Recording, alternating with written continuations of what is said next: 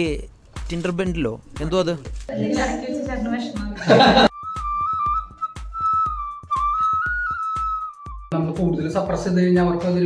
പുതിയൊരു വീഡിയോയിലേക്ക് നിങ്ങൾക്ക് എല്ലാവർക്കും സ്വാഗതം. ഇന്ന് നമ്മൾ ഈ പ്രിമിറ്റീവ് ഫയർ മേക്കിംഗ് ആണ് കാണാൻ പോകുന്നത്. നമ്മുടെ ഇടവക്കാരനായ അരുൺ ചേട്ടനാണ് ഇന്ന് നമുക്ക് വേണ്ടി ഈ പഴയ കാലഘട്ടത്തിൽ എങ്ങനെയാണ് ഫയർ ഉണ്ടാക്കിയിരുന്നതെന്ന് നമ്മളൊന്ന് റീക്രിയേറ്റ് ചെയ്യാണ്. അപ്പോൾ അതെങ്ങനെയാണെന്ന് നോക്കിയാലോ? ഓക്കെ, വീഡിയോയിലേക്ക് സ്വാഗതം. ഞാൻ അരുൺ ജോർജ്.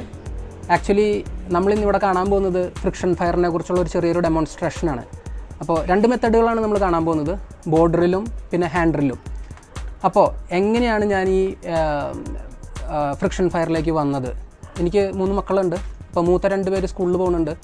അപ്പോൾ അവരിങ്ങനെ ഒരു ചോദ്യം ചോദിച്ചു, പണ്ട് എങ്ങനെയാണ് മനുഷ്യർ തീ ഉണ്ടാക്കിയിരുന്നത്? നമ്മളിപ്പോൾ കാണുന്നതെല്ലാം ഗ്യാസിലുണ്ടാക്കുന്നതാണ്, ചുരുങ്ങിയ പക്ഷം തീപ്പെട്ടിയെങ്കിലും ഉണ്ട്. അപ്പോൾ ഇതില്ലാതെ എങ്ങനെയാണ് ആദ്യമേ മനുഷ്യർ തീ ഉണ്ടാക്കിയിരുന്നത്? അപ്പോൾ ആ ഒരു ചോദ്യം അതൊരു നല്ല ചോദ്യമായിട്ട് തോന്നി. അപ്പോൾ മക്കൾക്കതൊന്ന് ഡെമോൺസ്ട്രേറ്റ് ചെയ്യാമെന്ന് വിചാരിച്ചു. യൂട്യൂബിൽ അതൊക്കെ ഒന്ന് സെർച്ച് ചെയ്ത് നോക്കി. അപ്പോൾ മനസ്സിലായി ഇങ്ങനെ ഫ്രിക്ഷൻ ഫയർ എന്ന് പറയുന്നൊരു മെത്തേഡ് ഉണ്ട്. അതിൽ മെയിനായിട്ട് യൂസ് ചെയ്തുകൊണ്ടിരുന്നത് ബോർഡ് ഡ്രില്ലും ഹാൻഡ് ഡ്രില്ലും ആയിരുന്നു. അപ്പോൾ അതിൽ സ്റ്റാർട്ട് ചെയ്ത് നോക്കാൻ എളുപ്പമുണ്ടായിരുന്നത് ബോർഡ് ഡ്രില്ലായിരുന്നു. അപ്പോൾ ബോർഡ് ഡ്രില്ലിൻ്റെ ഒരു സെറ്റപ്പ് ഉണ്ടാക്കാനായിട്ടുള്ളൊരു ശ്രമങ്ങളൊക്കെ തുടങ്ങി. ആദ്യം കുറച്ച് കഷ്ടപ്പെട്ടു, പക്ഷേ പിന്നീട് അതിൻ്റെ റൈറ്റ് മെറ്റീരിയൽസ് കണ്ടെത്തി കഴിഞ്ഞപ്പോൾ അത് വളരെ ഈസിയാണെന്ന് മനസ്സിലായി. അപ്പോൾ അതാണ് നമ്മുടെ ഒരു ഡെമോൺസ്ട്രേഷൻ ഇന്നത്തെ. അത് ചെയ്ത് കഴിഞ്ഞപ്പോൾ, മക്കളെ കാണിക്കാനായിട്ട് അത് ചെയ്ത് കഴിഞ്ഞപ്പോൾ അതിൽ വളരെയധികം ഇൻട്രസ്റ്റഡ് ആയി. അപ്പോൾ ബോർഡ് ഡ്രില്ല് കഴിഞ്ഞപ്പോൾ പിന്നെ ഇനി അടുത്ത ഒരു ചലഞ്ച് വേണം. അങ്ങനെ ഹാൻഡ് ഡ്രില്ലിലേക്ക് പോയി. അത് കുറച്ചും കൂടി ചലഞ്ചിങ് ആയിരുന്നു, കുറച്ചും കൂടി ഫിസിക്കലി നമ്മളിൽ നിന്ന് കുറച്ച് എന്താ പറയുക, ഒരു ഡിസിപ്ലിനും കുറച്ച് മസിൽ പവറും ഒക്കെ, ഒരു ടെക്നിക്കൊക്കെ കുറച്ചുകൂടി ഷാർപ്പൻ ചെയ്ത് നല്ലൊരു പ്രോപ്പർ ടെക്നിക്ക് യൂസ് ചെയ്യേണ്ട ഒരു രീതിയാണ് ഈ ഹാൻഡ് ഡ്രില്ല്.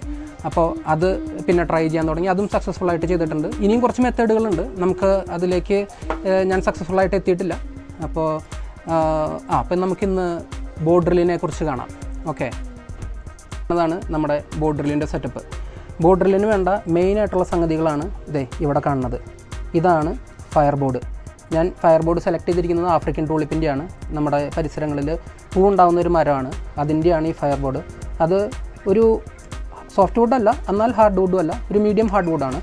പിന്നെ സ്പിൻഡിൽ, ഈ സ്പിൻഡിലാണ് ഇങ്ങനെ തിരിഞ്ഞ് ഫയർ ബോർഡ് മേൽ തീ ഉണ്ടാക്കുന്നത്. ഈ സ്പിൻഡിൽ ശീമക്കൊന്നടയാണ്. ഇത് നാട്ടിൽ നിന്ന് പോയപ്പോൾ കൊണ്ടുവന്നതാണ് സ്പിൻഡിൽ. ഓക്കെ, സ്പിൻഡിലിന് ഓൾമോസ്റ്റ് ഒരു 1.5 ചാൺ നീളം വരും. പിന്നെ ഇത് ക്യാച്ചിങ് ലീഫ്. ഇത് നമ്മുടെ എംബർ അല്ലെങ്കിൽ കോള് വരുന്ന തീ പിടിക്കാനുള്ള ഒരു സെറ്റപ്പാണ്. ഇത് ബെയറിംഗ് ബ്ലോക്ക് നമ്മൾ ഇതിലേക്ക് പോകും, ഇതിൻ്റെ സ്പിൻഡിലിൻ്റെ ഒരു എൻഡിലേക്ക്. അവിടെയാണ് ഇത് റൊട്ടേറ്റ് ചെയ്യുന്നത്. പിന്നെ ബോ എന്ന് പറയുമ്പോൾ ഒരു സ്ട്രിങ് ഉണ്ടാവും, പിന്നെ അതിൻ്റെ ഒരു മരത്തിൻ്റെ പീസ് ഉണ്ടാവും. ഓൾമോസ്റ്റ് ഇതിൻ്റെ ലെങ്ത്ത് പറയണത് നമ്മുടെ കൈയുടെ നീളമാണ് വേണ്ട ഈ ബോയുടെ ലെങ്ത്ത്. അതിൽ സ്ട്രിങ് നമ്മൾ കണക്ട് ചെയ്തിരിക്കുന്നു. ഇതാണ് ഇതിൻ്റെ സെറ്റപ്പ്. ഇനി നമുക്ക് ഫയർ മേക്കിങ്ങിലേക്ക് പോകാം. ഇവിടെ നമ്മൾ ആദ്യം പോകുന്നത് ബോർഡ് ഡ്രില്ലാണല്ലേ. അതായത് ഇത് ഇച്ചിരി എളുപ്പമാണല്ലേ, പക്ഷേ രണ്ടാമത് വരുന്നത് ഇച്ചിരി പാടാണ്. അത് കുറച്ച് എഫേർട്ട് എടുക്കണം അല്ലേ, അത് കൈപ്പണി തന്നെയാണ്. അപ്പം ആദ്യം നമ്മൾ ബോർഡ് ഡ്രില്ലിലോട്ട് പോകാം. അപ്പോൾ അത് കണ്ട് അതിൻ്റെ രസകരം എങ്ങനെയാണെന്ന് അറിഞ്ഞിട്ട് നമുക്ക് അടുത്തേക്ക് പോകാം. ആദ്യമൊക്കെ കണ്ടുപിടിച്ചിരുന്നത് ഈ ഹാൻഡ് ഡ്രില്ലാണ്, കൈവച്ച് അത് വളരെ തിരുമ്മി അങ്ങനെ ഉണ്ടാക്കിയെടുക്കുന്നതാണ്. പക്ഷേ ഇത് ഇച്ചിരി അഡ്വാൻസ്ഡ് ആണ്, അതുകൊണ്ട് കുറച്ചും കൂടി എളുപ്പമാണ്. അപ്പോൾ നമുക്ക് രണ്ടും കാണാം. അപ്പോൾ ആദ്യത്തെ നമുക്ക് ഇതിലേക്ക് കിടക്കാം. പരിചേട്ടാ, ഓൾ ദി ബെസ്റ്റ്. അപ്പോൾ നമ്മൾ ആദ്യമായിട്ട് സ്പിൻഡിൽ പിടിപ്പിക്കാൻ പോവാണ് ബോർഡ് ഡ്രില്ലിലേക്ക്. നമുക്ക് ആദ്യത്തെ നോച്ച് ഉണ്ടാക്കുന്ന പ്രക്രിയ തുടങ്ങാം. ഓക്കെ, അതിന് ആദ്യം നമ്മൾ കത്തിയെടുത്ത് ഇവിടെ ഒരു ചെറിയ പൊഴി ആദ്യം ഉണ്ടാക്കണം.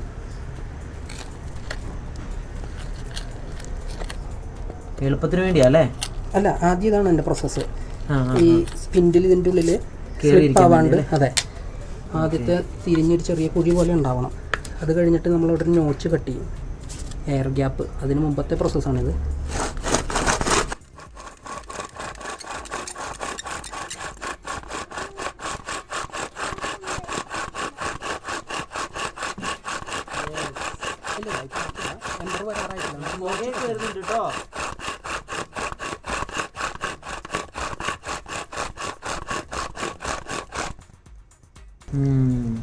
കണ്ടോ, കോള് വന്നു. കുറച്ച് ഡാർക്ക് കളറാണ്, നല്ലതാണത്. നല്ല ചൂടുള്ളതായിരിക്കും അല്ലേ? അതെ, ഇപ്പം നല്ല ചൂടായിട്ടുണ്ട്. ഓൾമോസ്റ്റ് അതൊരു 400 ഡിഗ്രിക്ക് മുകളിൽ എത്തുമ്പോഴാണ് കത്തണത്. അപ്പോൾ ഇനി നമുക്കിത് ഇവിടെ വെച്ചിട്ട് നമുക്ക് നമ്മുടെ നോച്ച് കട്ട് ചെയ്യാം. ഓൾമോസ്റ്റ് ഒരു ഈ ഷേപ്പിലായിരിക്കും നോച്ച് വരിക. ബോർഡറിലെന്ന് പറയുമ്പോൾ നോച്ചിന് ഒത്തിരി ഗ്യാപ്പ് വേണമെന്നില്ല, ഉള്ളിലേക്ക് ഒത്തിരി കയറി നിൽക്കേണ്ട, പകുതി വരെ മതി.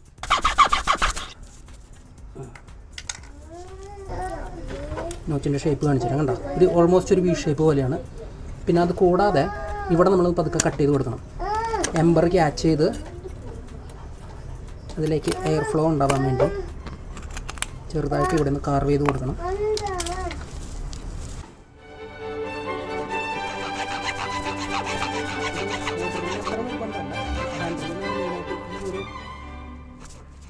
ലൈനിൻ്റെ ആവശ്യം.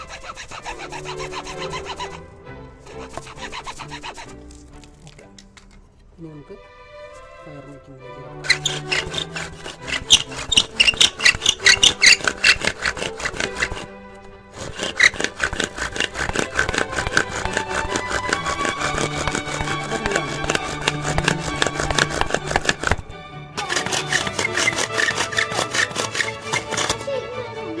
ഒന്നോ ഇല്ല.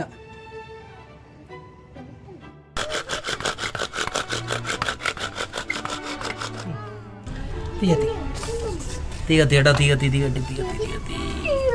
പുക വരുന്നുണ്ടോ? ഇനി അതവിടെ നിന്നോളൂ. നമുക്ക് നമ്മുടെ ടിൻഡർ ബണ്ടിൽ ചകിരി വെച്ചിട്ടുള്ള അല്ലേ? ഇതാണ്ട. Okay okay.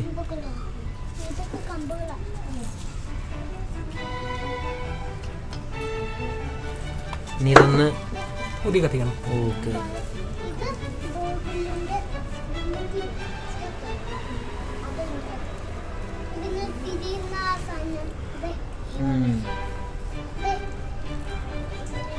കത്തി കത്തി കത്തി കത്തി. Okay okay okay.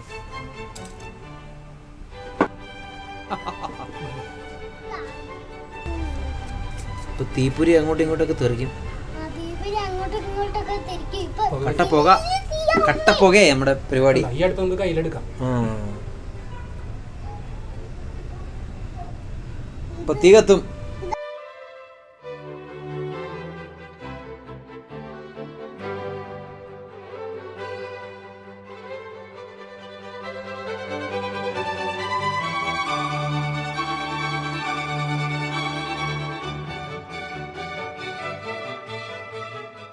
ഈ ടിൻഡർ ബണ്ടിലോ എന്തോ അത് ഒന്ന് പറയാമോ? ടിൻഡർ ബണ്ടിൽ എന്ന് പറഞ്ഞു കഴിഞ്ഞാൽ നമുക്ക് ഈ ഫ്രിക്ഷൻ ഫയർ ചെയ്യുമ്പോൾ വരുന്ന തീ ഉണ്ടല്ലോ, അത് എംബറിലാണ് വരിക. എന്ന് വെച്ച് കഴിഞ്ഞാൽ ഒരു ചെറിയൊരു കോൾക്കട്ട പോലെ നേരത്തെ കണ്ടല്ലോ, അതുപോലെ ഒരു ചെറിയൊരു തീക്കട്ട മാത്രമേ വരുള്ളൂ. അത് നമുക്കൊരു വലിയ തീ ആക്കണം എന്നുണ്ടെങ്കിൽ അത് സ്പ്രെഡ് ചെയ്യണം.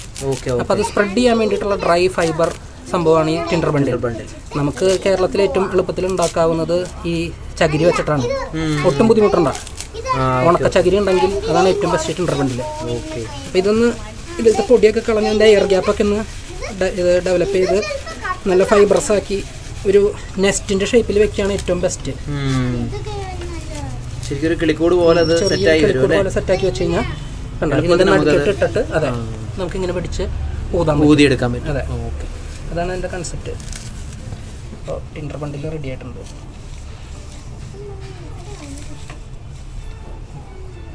ഇനി നമുക്ക് ഹാൻഡ് ഡ്രിൽ ഫയർ കാണാം. Okay okay. വലിയൊരു സ്റ്റിക്കാണ് എടുത്തേക്കുന്നത് അല്ലേ? അതെ, ഇത് ആവണക്കിൻ്റെ സ്പിൻഡിലാണ്. ഓക്കെ, ചെറുതെടുത്താലും മതിയോ? ചെറുതായാലും മതി. ആക്ച്വൽ ഐഡിയൽ സൈസ് എന്ന് പറയുന്നത് ഇവിടുന്ന് ഇവിടം വരെ മതി. പക്ഷേ തിക്നെസ് എന്ന് പറയുന്നത് നമ്മുടെ ഓൾമോസ്റ്റ് ഒരു ചെറുവിരലിൻ്റെ ഒരു ഹാഫ് ടൈംസും കൂടിയുള്ള തിക്നെസ് ആണ് സാധാരണ സ്പിൻഡിലിന് പറയാം. ഞാൻ ഇത്തിരി കൂടി തിക്കായിട്ടുള്ള സ്പിൻഡിൽ എടുത്തിട്ടുണ്ട്. ഓൾമോസ്റ്റ് നമ്മുടെ തള്ളവിരലിൻ്റെ വണ്ണമുള്ള സ്പിൻഡിൽ എടുത്തിട്ടുണ്ട്. സ്പിൻഡിലിൻ്റെ വണ്ണം കൂടുകയാണെങ്കിൽ ലെങ്ത്തും കൂടണം. അപ്പോൾ നമുക്ക് പോസ്റ്ററൊക്കെ കുറച്ചുകൂടി എളുപ്പമാവും ലെങ്ത്ത് കൂടുമ്പോൾ. അപ്പോൾ ആദ്യത്തെ മെത്തേഡ് എന്ന് പറയുന്നത് നമ്മുടെ നോച്ച് ഡെവലപ്പ് ചെയ്തെടുക്കുന്നതാണ്.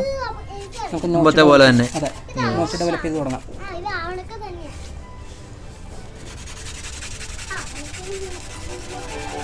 അത് ഇച്ചിരി ഹാർഡ് വർക്ക് കണ്ടത് ചെയ്യേണ്ടതാണ്.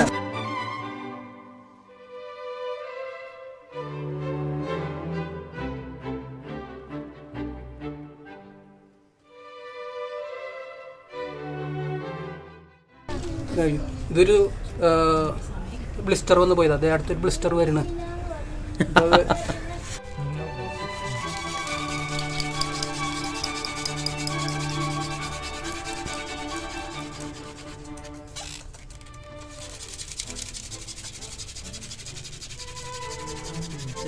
വർക്ക് വരുന്നുണ്ട്. ഈ പുറകിൽ നിന്നൊന്ന് എടുത്തോളൂ. പുറകിലാണ് അതിൻ്റെ ഐറ്റം ഒക്കെ. ലൈറ്റിംഗ് പഠിച്ചില്ല.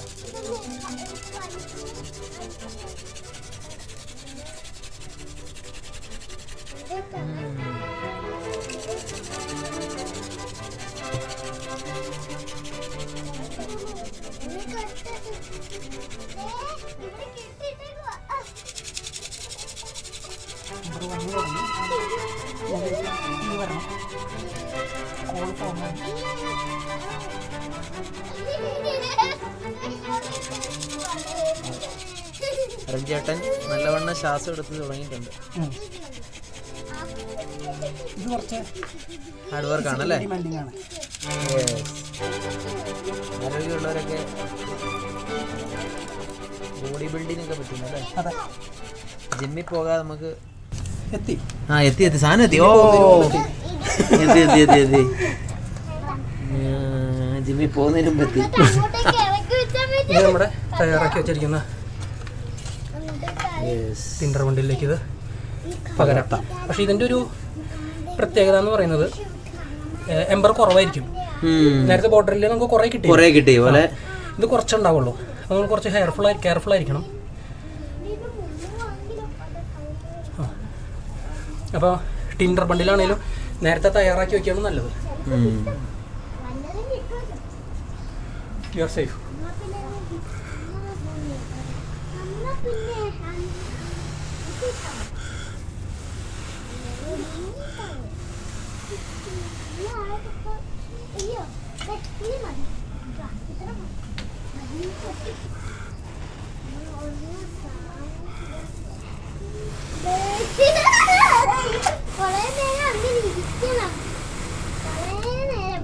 കട്ടപ്പുകയായി.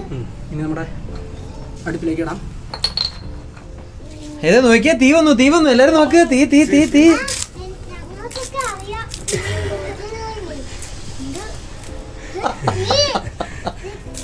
ഒരു കണ്ട് ഇവർക്ക് ശീലമായോണ്ട് ഞങ്ങൾക്കൊക്കെ അറിയാന്ന്. ചാച്ചൻ വീട് പോകച്ചോണ്ടിരിക്കാന്ന് പറയുന്നത്. ചാച്ചൻ വീട് പോകാന്ന് പറയുന്നത് കൊതുക് പോകാൻ വേണ്ടിയാടാ. കൊതുക് അല്ല കൊതുക്. അപ്പൊ നമ്മള് വീണ്ടും അങ്ങനെ 2 എണ്ണം ഉണ്ടാക്കി കഴിഞ്ഞു. യെസ്. അപ്പം ഞാൻ കുട്ടികളോട് ചോദിച്ചു ഇത് തീ കാണണ്ടെന്ന് പറഞ്ഞപ്പോൾ അവർ പറഞ്ഞതെന്നറിയോ, ഞങ്ങൾ എന്നും കാണുന്നതാണ്. അപ്പോൾ പുള്ളി ഇത് ഇടയ്ക്കിടയ്ക്ക് ചെയ്യുന്നതാണ്. അങ്ങനെ ഇത് നമ്മൾ ഓൾമോസ്റ്റ് ലൈക്ക് എക്സർസൈസ് ചെയ്തില്ലെങ്കിൽ ഇത് കണ്ടില്ലേ, ഫിസിക്കലി ഇതൊക്കെ കീപ്പ് ചെയ്തില്ലെങ്കിൽ നമുക്ക് പിന്നെ അത് വിട്ടുപോകും ഇടയ്ക്ക്. പഴയ ഫോമിലേക്ക് വരണ്ട. Very good. ഹാർഡ് വർക്കാണ്. അപ്പോൾ ചേട്ടൻ ഇവിടെ ഒത്തിരി തീപ്പെട്ടി ലാഭിക്കുന്നുണ്ട് കേട്ടോ. തീപ്പെട്ടി ഇവിടെ ഒത്തിരി ഉപയോഗം ഇടുകയല്ല. കാരണം ചേട്ടൻ ഇത് വെച്ച് തന്നെയാണ് തീ വീട്ടിൽ രാവിലെ അതെ ചായ ഇടുന്നത്. കംപ്ലീറ്റ് പുക കേട്ടോ, കട്ടപ്പുക. ഈ താടി വേണമെങ്കിലേ ടിൻഡർ ബണ്ടിലാക്കാം. അത് ട്രൈ ചെയ്യാം. അപ്പോൾ ഇവിടെ കംപ്ലീറ്റ് പുകയാക്കിയിട്ടുണ്ട്. തീയും പുകമയമാണ്. അതുപോലെ തന്നെ തീയൊക്കെ നമ്മൾ കണ്ടു. വളരെ മനോഹരമായിട്ടുണ്ട്. എനിക്ക് തോന്നുന്നു ഇച്ചിരി ഹാർഡ് വർക്ക് ചെയ്തിട്ടുണ്ട്. പുള്ളിയുടെ മുഖത്തൊക്കെ നോക്കിയാണ് അല്ലേ, കയ്യും കാലും ഒക്കെ വേർത്ത് കുളിച്ചിട്ടുണ്ട് പുള്ളി. അപ്പോൾ ഇത് മനോഹരമായിട്ടുണ്ട് കേട്ടോ. നല്ലൊരു രസമായിട്ടുണ്ട് കാണാനൊക്കെ. അപ്പോൾ ഇനി ഇതിൻ്റെ അകത്ത് എന്തൊക്കെ പഠനങ്ങളാണ് നടത്താൻ പോകുന്നത്? ഇനി അടുത്തത് ട്രൈ ചെയ്യാനുള്ളത് നമുക്ക് ഫയർ സോ ട്രൈ ചെയ്യാനുണ്ട്. പിന്നെ ഫയർ തോങ് എന്ന് പറഞ്ഞിട്ടൊരു മെത്തേഡ് ഉണ്ട്. ഇതൊക്കെ എവിടുന്ന് കണ്ടുപിടിക്കുന്നത്? യൂട്യൂബിൽ നിന്ന്. Fire plough, fire roll, fire saw, reverse fire saw, പിന്നെ ഫയർ തോങ്. അപ്പോൾ ഇതൊക്കെ നമുക്ക് കാണാൻ പറ്റുമെന്നാണ് പ്രതീക്ഷിക്കുന്നത് അല്ലേ? നമ്മൾ വീഡിയോയിലകത്ത് ട്രൈ ചെയ്യുന്നതാണ്. അപ്പോൾ നമ്മൾ ട്രൈ ചെയ്ത് കഴിഞ്ഞ് വിജയിച്ചാൽ നമ്മൾ വീണ്ടും ഈ വീഡിയോയിൽ ഉൾപ്പെടുത്തുന്നതായിരിക്കും. ആള് നല്ലൊരു അഭിനേതാവാണ്. അതുപോലെ തന്നെ നല്ലതായിട്ട് മ്യൂസീഷ്യനും കൂടിയാണ്. പുള്ളി നല്ലതായിട്ട് ഓടക്കൂടലൊക്കെ നന്നായിട്ട് വായിക്കും. അപ്പോൾ താങ്ക് യു ഇങ്ങനെ ഒരു ഓപ്പർച്യൂണിറ്റി തന്നതിന് ചർച്ച് റീൽസിനും പിന്നെ കൊച്ചനും ഈ ഒരു ഓപ്പർച്യൂണിറ്റി ശരിയാക്കി തന്നതിന് thank you very much. Thanks a lot.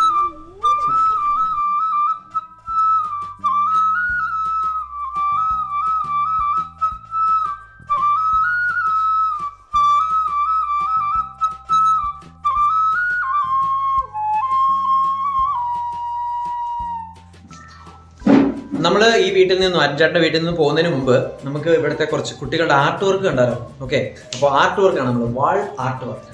Okay, കണ്ടോളൂ, വളരെ മനോഹരമായിട്ടുണ്ട്. നമ്മുടെ ഒരുപാട് സാധനങ്ങളുണ്ട്. ഇത് ആർട്ടിസ്റ്റുകളുടെ മൈൻഡ് ആയതുകൊണ്ട് വളരെ വ്യത്യസ്തമായിട്ടുള്ള ആശയങ്ങൾ ഇതിനകത്ത് വന്നിട്ടുണ്ട്. വീടുണ്ട്, പിന്നെ അവർ പഠിച്ച കാര്യങ്ങളൊക്കെ ആഡ് ചെയ്തിട്ടുണ്ട്. അത് ABCD 1 2 3 ഉണ്ട്. ഇതെന്താ കുറെ സാധനങ്ങളുണ്ട്. പിന്നെ കുറച്ച് ഗ്രാമീണ തുളുമ്പുന്ന ഗ്രാമത്തിന്റെ ഫോട്ടോ, പൂക്കള്, പൂച്ചട്ടിയൊക്കെ ഉണ്ട്. ഈശോ ഉണ്ട് ഇവിടെ ഈശോ ഉണ്ട്. മെയിൻ റൂമിൽ മാത്രമല്ല, ഇവരുടെ ബെഡ്റൂമിലെല്ലാം ഇതുപോലെ ആർട്ട് വർക്ക് ചെയ്തിട്ടുണ്ട്. ഇത് നമ്മുടെ ഈശോയാണ്. ഈശോ കുരിശ് ചുമന്ന് നടന്നു പോകുന്ന വഴിയാണിത്. ഈശോ കുരിശിൽ മരിച്ചേക്കുന്ന ഒരു ആർട്ട്, വളരെ മനോഹരം. ഇതെന്നായിരുന്നു? ഫെയറി. ഇഷ്ടംപോലെ ഫിഷുകള് എല്ലാം, അക്വേറിയം, പിന്നെ കുറെ ഫോറസ്റ്റ് ഒക്കെയാണ് കൂടുതലും. അതൊക്കെ എന്നാ? അത് ഇവർക്ക് എത്താവുന്ന ഏരിയയിലെല്ലാം വരച്ചിട്ടുണ്ട്. കൈ എത്തും. നമ്മുടെ വെള്ളംകളിയുടെ ഒരു ഫോട്ടോ. ഇതാരാ വരച്ചേ? ഇത് മാളൂട്ടി 2 വർഷമാണ്. പക്ഷെ ഇത് അമ്മ കേട്ടു. അതെയോ? വെള്ളംകളി കളിക്കുന്ന ഈ ചെറിയ കുട്ടി. വെള്ളംകളി കുട്ടികൾ കണ്ടതും കേട്ടതൊക്കെ ഒരു ചിത്രത്തിലൂടെ എല്ലാവർക്കും പകർന്നു നൽകുക. അതിമനോഹരം.